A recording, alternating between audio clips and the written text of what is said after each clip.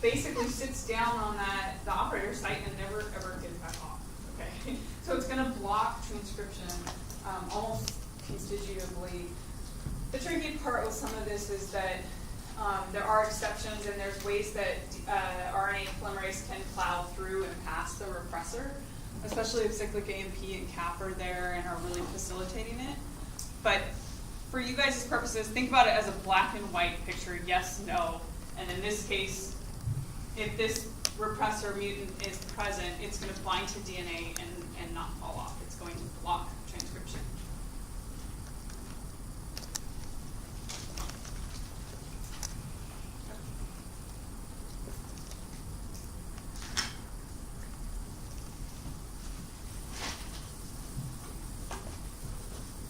Any questions about that? The OC, the I- or IS?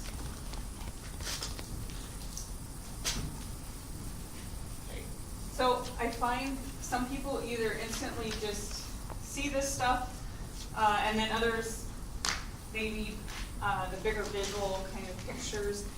So if you automatically see it just by the written explanation, then you can kind of tune out right now. Quietly tune out. So I thought what we could do is draw some of these examples. So if we think about having a heterozygote operon, so now we have two strands for this operon, and we can consider physically, we can draw out what's happening here, so you can think about the products in the cell. So on both of these, we're going to have a repressor site. There's a cap site. There's P and O, and then the structural being Z, Y, and A. So this is really, I should draw this like giant circle, right? You could indicate that this is the chromosomal DNA, and then this is the F prime plasmid, which is also circular, right? So this continues on and has other sequence of DNA going around it. But we're kind of just matching up, lining up the two lac operons to think about how they might interact with each other given different genotypes. So if I told you you have a heterozygote, and it's O plus OC, the constitutive mutant. So implying there, but I'll just state that all the other genes are wild type. Okay, so you have your repressor is wild type. The promoters are wild type, and all your structural genes are wild type. Our wild type operators found on the F prime plasmid, and the constitutive operators found on the chromosome. And again, because I'm a link like that, this is how I draw. So what did we say about OC? What does this mean? What's the definition of this mutant? What happens with it? It affects. On all the time. Why is it on all the time?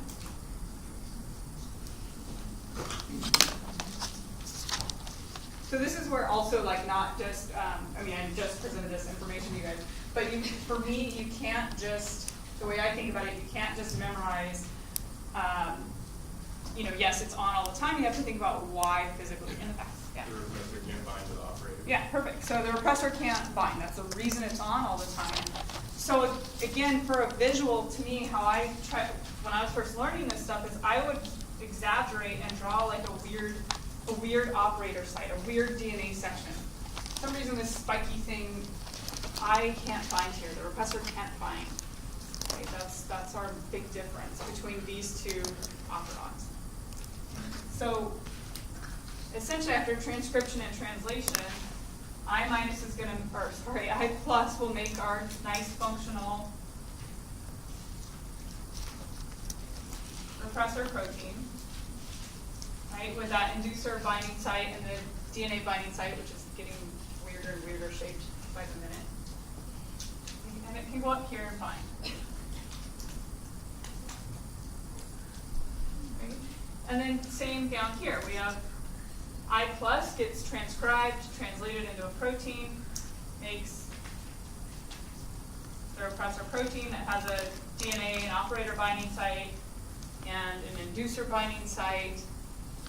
But when it comes up here, okay, it can't bind to that operator site. The recognition sequences on the operator here are disrupted enough that the repressor active site that binds the DNA doesn't recognize that sequence. And so this binding is prevented. And so if you were asked about transcription on the top, on the F prime plasmid, the way we've drawn it right here, would you see transcription of the Z, Y, and A genes? No, you wouldn't, because the repressor's binding and blocking RNA polymerase. So if we, on the promoter, if we do our little transcription sign, right, to show whether or not we have transcription, this upper F prime plasmid has no transcription right now, okay? Because the repressor will bind up here and block RNA polymerase. What if we added lactose, though? Would we see yes transcription or no transcription? Yes transcription, yeah. So if we induce it, if we add the inducer, the repressor, our little blue Pac-Man friend, will fall back off the operator, and RNA polymerase can chug along and transcribe. So this is kind of more like the normal scenario. What we have going on down here, though, is this operator site cannot be bound by the repressor. So our little purple arrow indicating transcription, this indicates yes for transcription, is always on. So Z, Y, and A will constantly have beta-galactosidase and permease being produced in the cell, and that doesn't matter whether lactose is present or not. And this is assuming you're kind of ignoring cyclic AMP and kappa right now in terms of increasing or decreasing levels of transcription. You're just kind of asking more yes/no questions for transcription. The other thing is those repressors can move around, right? Both of them are I+, so they both create the same wild type repressor, but those act in trans, which means that they can shuffle around. So this repressor could also travel up here and bind here. This repressor can travel down here and bind here. That's what we mean by trans. OC is cis-acting. It only affects these genes. It's not affecting anything up here. And no deviation from the normal in terms of these genes, because OC acts in cis. Do you mind repeating the cis and the trans again? Yeah. Well, no, you know I don't mind. Yes, I will. Yes, I mind on it. No, I'm not going to say. Okay, so, and the way I would draw this is you can be like, okay, this guy can also come, it's going to start getting crazy here, but this can go here, this can come up here. That's why it acts in trans. Because the repressor can move. So repressors affect both the chromosomal lac operon and the F prime operon genes. Whereas operator mutants, they act in cis. This OC mutation only affects the Z, Y, and A that are actually physically on the same strand as the OC mutant. So this acts in cis because it actually doesn't physically move around. I mean, the DNA kind of moves, but it's not like a protein that is soluble and moving around in the cytoplasm.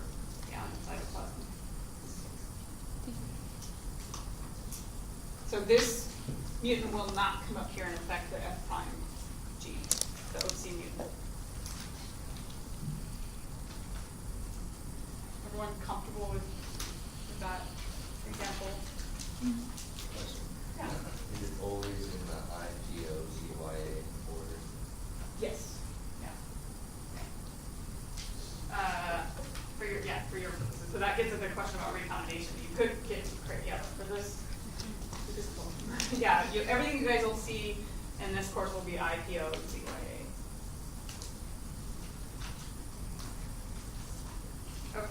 let's do, just to kind of keep driving this concept home until the horse is entirely dead. An I plus I minus rho So again, and I honestly, like, this is, I think sometimes we get into this, like, this is kindergarten, let's draw this out, but if it helps you organize your thoughts on an exam, draw all the operons that you want to draw. I'll have scratch paper present for you guys, and you can, draw these things out. This is how I learned it. It's still how I think my way through these operons. If it isn't immediately obvious, you need to find tools to help you work your way through this. So, well, we have an I plus, and again, we're keeping this a really simplistic example here where all the other genes except for I are wild type. So we're just focused on one type of mutant. Okay, so I minus here on the bottom. Okay, so what this means is the repressor coming off of here is missing what? Which binding site? The DNA Right, so it still has the lactose inducer binding site, but I minus does not have a functional DNA binding site. Okay, that base. Okay, so this can't bind to either one of these operators, on whether it's on the F prime or on the chromosome. So initially, if we think about our transcription, if we just had I minus, we could have transcription, right? It wouldn't be able to repress. But since the I mutations, the repressor gene modifications act in trans here, we have a functional repressor coming off of here, right? We has the inducer binding site, and it also has the DNA binding site. Okay. So after transcription, translation of that I repressor gene, it makes a repressor protein, and this guy can come up here and bind onto that operator, and it can also, because the I gene's being, the other thing is the I gene is, it doesn't just make one transcript, one protein. They make lots and lots of transcription proteins. Maybe that was stupid to say, but just so we know, this isn't just one, okay? You could help your drawing by like doing a whole bunch of these guys. It's going to get worse if I'm drawing that. Okay, but you have a whole bunch that are being produced in the cell, and they're in competition, right, with binding on these different sites. So because repressor acts in trans, the protein that moves around, it will bind here and bind here. And then if we do not have lactose present, there's no inducer yet, will we see transcription on either one of these strands? Yes or no? No. Right. Okay, the repressor will sit and block RNA polymerase. So you have no transcription on either one of these operons.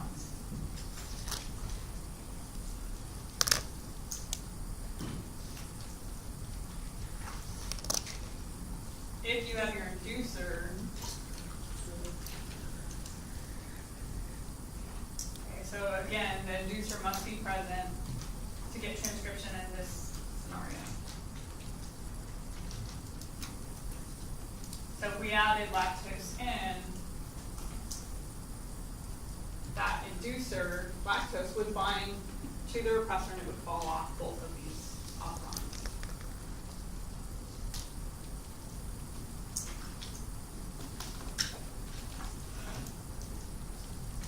I'll let you guys draw out IS on your own. That's like your little mini homework that you don't have to turn into me. But I would encourage you to draw this out and think about how the different components interact with each other.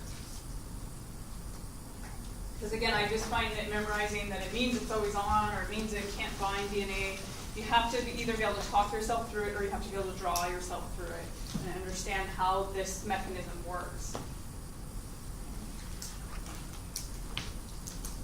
Does the I plus, I minus example also talked about super repressor. Again, I would spend some time drawing that out and think about, don't change any of the other genes, just keep them all wild type, and then look at what that means to have an I plus and an IS. Okay, so we have some options, actually. Would you prefer, so I have an example problem that involves the lactoferron, including combinations of mutants. So we just looked at mutants separately. Okay. But I have an example that actually looks at a bunch of different combinations. Do you prefer to walk through that example now while all this lactoferron stuff is fresh that we're talking about? Or would you like me to move on in the topic? We can go on to the next, which is chapter 12, and let the lactoferron stuff percolate a little bit, and then we could do this lactoferron problem on Monday. Practice. Today or Monday?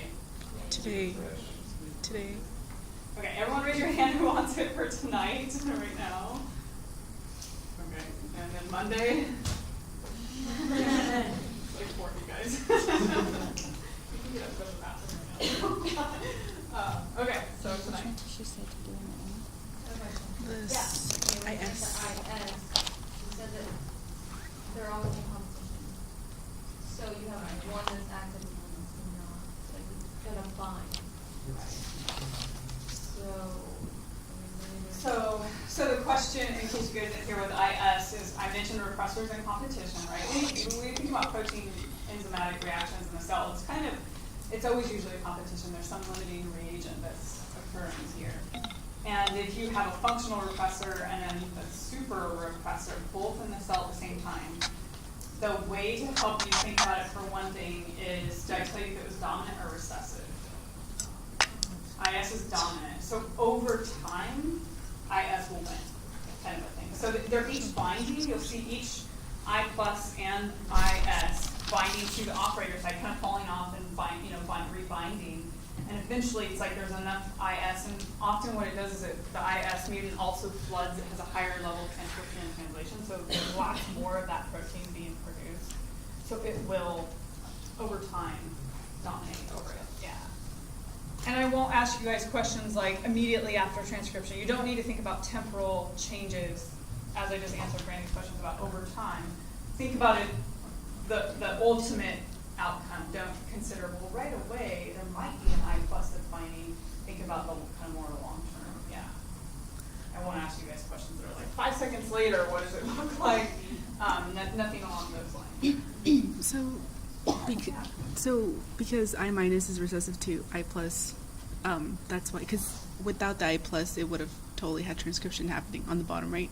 Right. But because it's recessive to it, it doesn't happen. Right. Okay. Right. Yeah.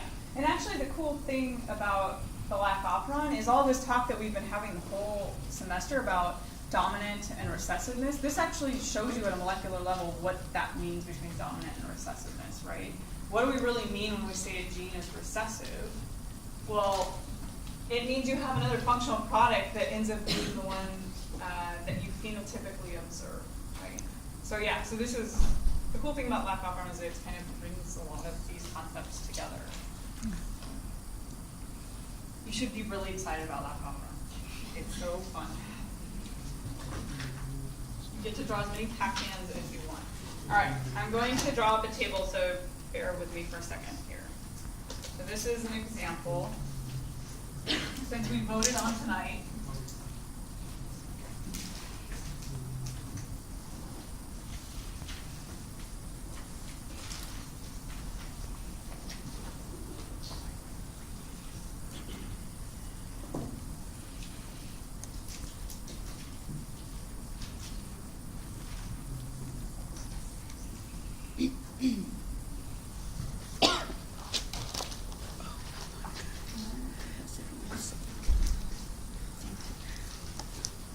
Thank you. Oh.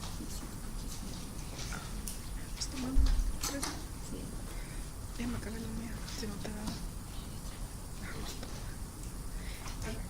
Is it the bottle that opens to put it in your backpack? okay, You have so a bottle that this is my sophomore room. So essentially what a table like this would look like, and this is often a common problem type that you'll see for lactoferron, is you'll be given a genotype. So in the most simplistic of forms, so we'll start with just thinking about the wild type scenario, but you'd be given a genotype like this, okay? And we'll walk through a bunch more of them, but you're given a genotype, and then you're asked for each of these structural genes, the beta-galactosidase and the permease, is it plus, yes, it's present, or minus, no, it's either non-functional or not present. And then you have to differentiate between whether the operon is induced or not induced. So that means lactose is present or not present. Again, we're ignoring recombination, and we're kind of not considering or thinking about big increases in transcription due to cyclic AMP and CAP. Kind of keeping it simple here.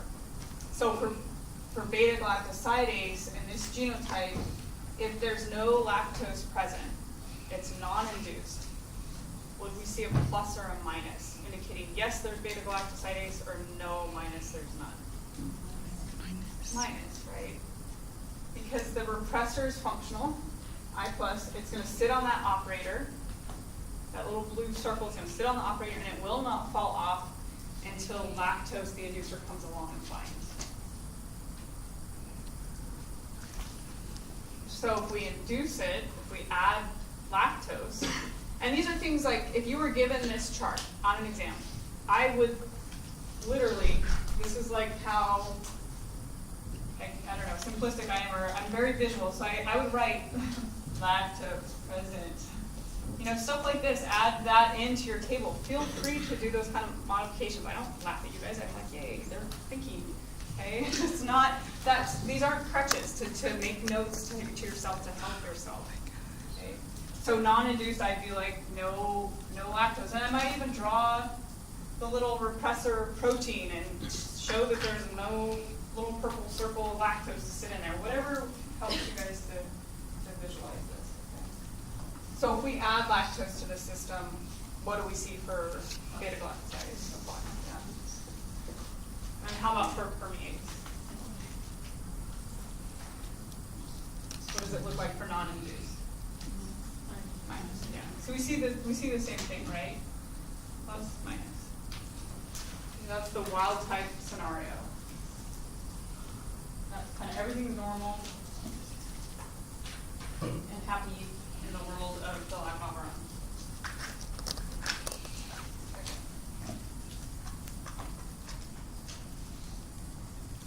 What if we have I minus and O plus, Z plus, and Y plus? I'm going to get more complicated as we go along. So right now we're just considering a haploid. There's no F prime plasmid. It's not heterozygote or diploid or anything like that. It's just one strand. You do not make a functional repressor. It's I minus. So that means if there's no functional repressor, our blue circle has a lactose binding site but no DNA binding site, can't bind an operator. So if beta-galactosidase is non-induced, there's no lactose present, would we see a plus or a minus? Plus. Yeah. Because it doesn't really matter if lactose is present. We're going to have a plus either way because there's no functional repressor. It's an I minus gene. And same for permease. I see a couple frowning. I don't know if we're frowning just because we're frowning or. Well, Z and ZY and A are kind of bunched at the end. They're always going to be, you know, the back end of the transcription. Won't they always be the same, plus minus? And I'll do an example where they aren't. They won't be the same if, let me see if I have one. So if you changed this to, I'll write it back up there so you can keep your notes straight, but if that was a minus, yeah, then you would have both minus signs here at the end, because no matter what you do to the regulatory stuff upstream, there is no functional permease. Yeah. Yeah. That's be more just along the line of the mutant disciplinary. so I wasn't even thinking that enough. Yeah, and that's where I think this stuff it seems so simple, or it did to me. I'm like, this is such a fun game. It's Pac-Man, but it actually, I really encourage you to kind of walk your way through it, either by drawing pictures or writing out words to help you keep this straight. Because if you're like me too, those, for example, exam 2, the complementation table test that a lot of people tripped up on. It was a table full of pluses and minuses.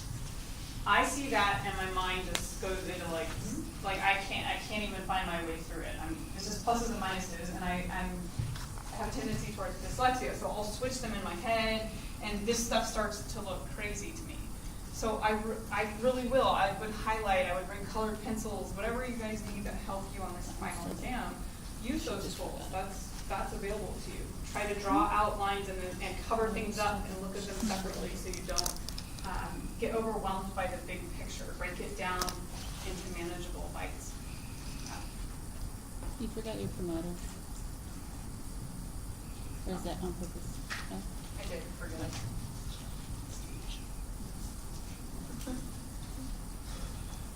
Yeah, I often, in fact, most of them I keep forgetting my promoter. For most of these are promoters, Yeah. the promoter will just be outside. Okay.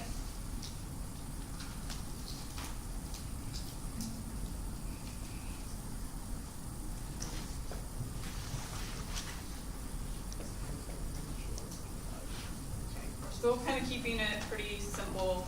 I wanted you guys to have these in your notes so you could go back home and think about it.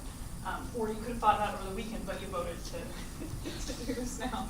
So here we are. We have everything wild type, but the operator is that constitutive OC operator. Remember I drew it with a little jagged line on the DNA, indicating repressor cannot bind to that. Right? OC mutant. That's how I always think of the OC mutant, as being this little zigzag line. Okay. So what does that mean for our pluses and minuses up here? What are we going to see? All pluses, right? Is that clear? So whether or not it's induced, whether lactose is present or not, the OC, the repressor cannot bind to that operator. So it never represses, so RNA Hall just goes along like normal and transcribes both these genes. So essentially, these are two same results that we see in the cell, but two different genotypes. So that's another way to think about this. If I just asked you, what's a way to get all plus signs, whether it's induced or non-induced, for beta-galactosidase and permease, give me a genotype, you could have more than one correct answer, right? Okay, let's do some heterozygotes. So, I plus, O plus. And we're ignoring A for right now. And then often what you'll see is your F prime will be indicated with the F prime ahead of the genotype. So F prime in this case is I plus, O plus, Z minus, She says it's just wild type. and then Y plus. Okay. So both these strands, both these lac operons are present in the cell together. Right? This is a sort of the partial diploid scenario. We have one that's all wild type, and then we have one that just has a Z minus gene. And that means non-functional beta-galactosidase. Nothing comes off of that for beta-galactosidase. Okay. For this cell, if it's non-induced, will we see a plus or a minus for beta-galactosidase? A minus, yeah. And what about if we induce it? What about for permease? Minus, and then a plus. So even though we have a mutant in here, a non-functional Z minus, we see the same outcome as we do up here for a wild type haploid chromosome. Yeah. Is there any form of dosage compensation between haploid cells and partial diploid cells? If you partial diploid cells produce, like if you had a commercial distillate that was all wild type, would it produce twice the amount of beta galactosidase, or would it compensate for that? That's a great question. To my knowledge, it typically will, all the levels of CAP and CAMP will kind of help regulate that, and also the fact that the repressor, so this actually gets at Brandy's question about the competition between the IS and the I plus repressor. There's always repressors coming off the I, and they're running over and quickly binding on, like, ha, and then an inducer comes and binds them and they have to fall back off. But there's always another one that can kind of come in and bind. So it gets complicated when you start thinking about, and I'm trying to think if I've ever seen, because microbiology is not my, where I did all my genetics background. So maybe I'll ask Arlene Papa and see if she knows, because I'm trying to remember if I've seen research articles where they measured transcription levels. It could be that it's higher, but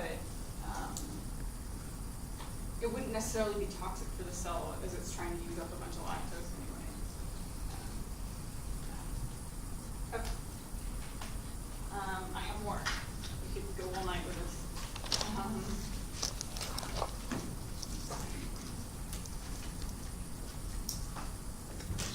Let's do another, this is another heterozygate.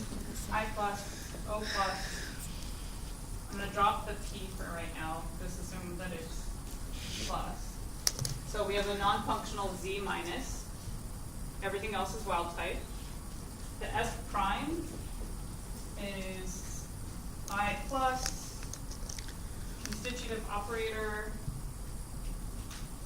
Z plus, and Y minus.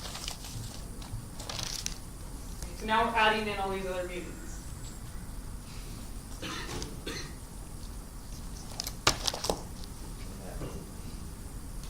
dropped the P. It's plus on both. Yeah, I don't feel like right. It starts to get complicated. But yeah, the P on both of these examples, just assume it's promoters a plus, not affecting the situation. Okay, so what do we see here for beta galactosidase for non-induced? It's a plus. So why is that a plus?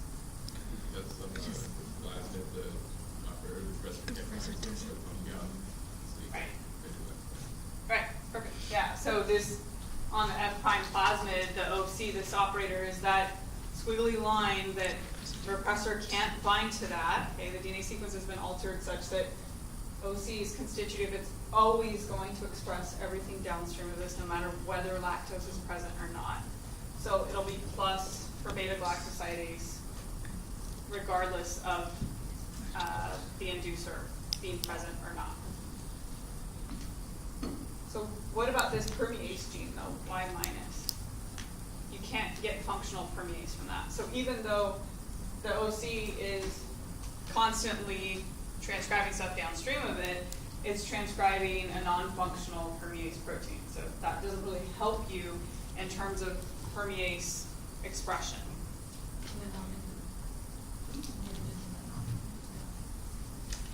Right, because we have this. Yeah. So you have a functional permease on the chromosome, not on the F prime plasmid, and everything else is normal except for the Z. But the Z is not a regulatory gene, shouldn't affect Y at all. So up here, when lactose is not around, not present, the operon runs as normal, which means the repressor binds to the operator, prevents RNA tall from transcribing. Okay? So you'll have a minus for permease. If you add lactose in, it binds to the repressor falls off, you get transcription of this, you get transcription of Z minus, which does nothing, that's really hard to say, which does nothing for you, but you do have regular old permease available. So you kind of have to look at the strands separately. You have to look at them separately and then see how they would affect each other. And again, when you're kind of, if this isn't immediately, doesn't click in your head, you don't visualize it, I would encourage you for each of these genotypes, draw out the operon like we did, show the repressor coming off and show where it would bind.